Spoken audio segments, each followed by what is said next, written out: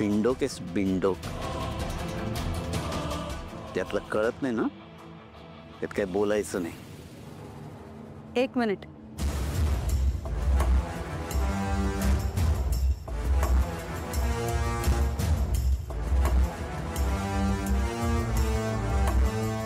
तुझ्याकडे काही पुरावा आहे? हो.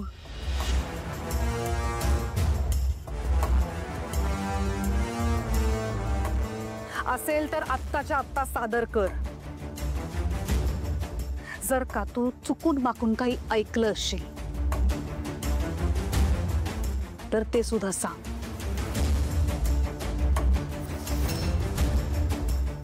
मी तुझ्यावर विश्वास ठेवे. या माणसावर माझा अजिबात विश्वास नाहीये, कारण यांनी माझा विश्वासघात केलाय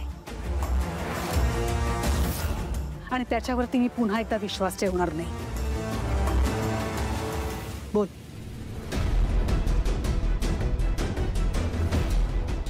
बोल. मॅडम मला 1 मिनिट द्या, मी लगेच येते.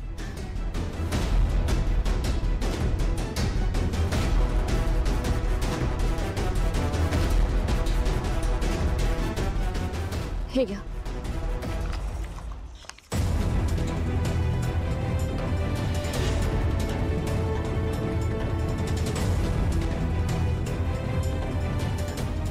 हे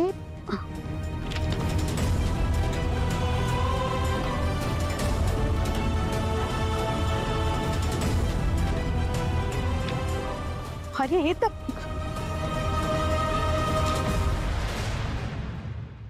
राजकुमार,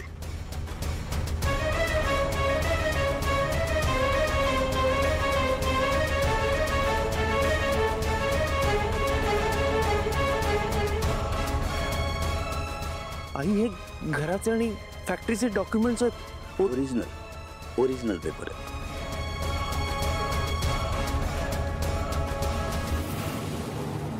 सावली तुला कुठे मिळाले? आपण कोण?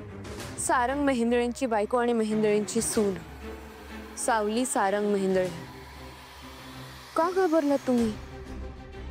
नाही, राजकुमार सरांची मदत करताना तुम्हाला भीती नाही वाटली? तुम्हाला माहिती आहे ना राजकुमार सर जे काही करतात ते चुकीचं आहे. तरी तुम्ही त्यात सामील होता. तिलोत्तमा मॅडमने तुमच्यावर रूपम कॉस्मेटिक्सच्या सगळ्या कायदेशीर कामांची जबाबदारी दिली आणि तुम्ही त्यांचाच विश्वासघात करताय. हिम्मत कशी झाली हे सगळं करायची? हे बघा, राजकुमार सरांनी फक्त माझ्या बहिणींना नाही, माझ्या पूर्ण कुटुंबाला फसवलंय. पण ह्यापुढे मी त्यांना माझ्या कुटुंबाला फसवू नाही देणार. ती कागदपत्र तुमच्या हातात आहेत ना, ती मला द्या, नाहीतर मी सारंग सरांना इथे घेऊन येईन.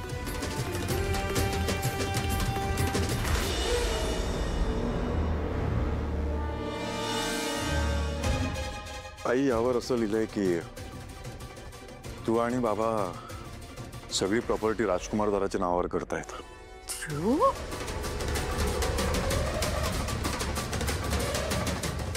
काही ब्लँक पेपर्स आहेत, त्या पेपर्सवर आमच्या तिघांच्या सह्या आहेत. काय?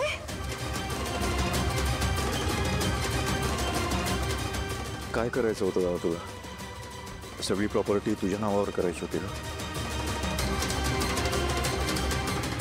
बोल ना, आता का गप्प बसलायस? बोल. काय बोलू? हा, काय चूक करतोय मी? सांग ना, काय चूक करतोय? कसं नाही, मला तर या घरात तू पुन्हा घेणारच नव्हतीस. माझी आजी आली म्हणून तू मला नाईलाजाच तव घेऊन आलीस. आज तू आली म्हणून घरात घेतलं, उद्या तू गेलीस की घराच्या बाहेर काढतील मला ही लोक.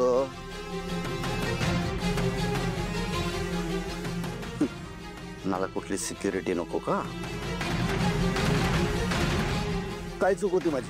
हा, या अमृताला फसवलं म्हणजे एक मुलगी होती माझ्या आयुष्यात, त्याच्यावर ना गोंधळ झाला. पण माझी आई माझी बाजू समजून न घेता लगेच मला घराच्या बाहेर काढलं. हे बरं आहे तुझा न्याय. उद्या घराचं छप्पर खाली पडलं तर बनवायला मला बोलवाल, ते नीट झाल्यानंतर मला पुन्हा घराच्या बाहेर काढाल.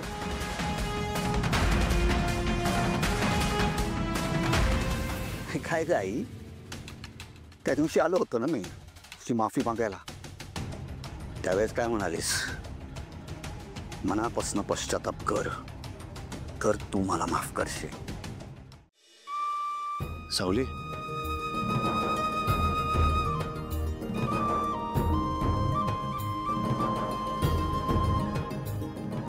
सावली, सारंग सर.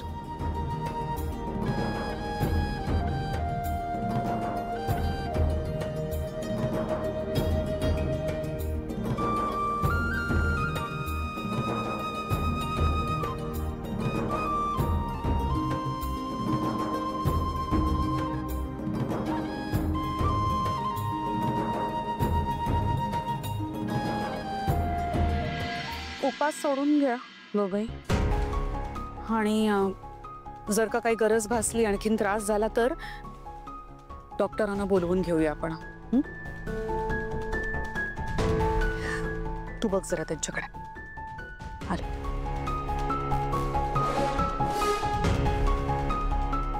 मी तुमच्या दोघांचं ताट वाटून ठेवते, तुम्ही या खाली.